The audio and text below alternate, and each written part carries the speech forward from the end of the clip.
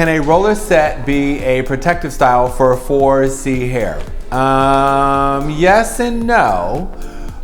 Traditional roller set, like the Dominicans do, those fabulous roller sets, are great and ideal for straight hair, relaxed hair, soft, wavy, or soft, straight hair. Healthiest method ever.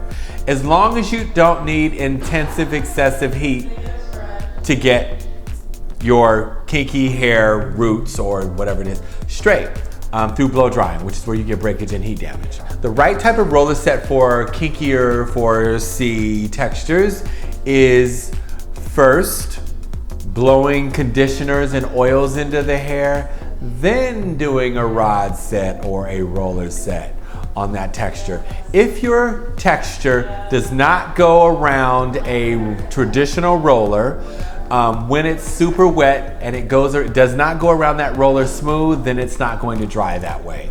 And you might devise some fabulous look out of doing a traditional roller set on your texture with traditional rollers. I don't know what that is.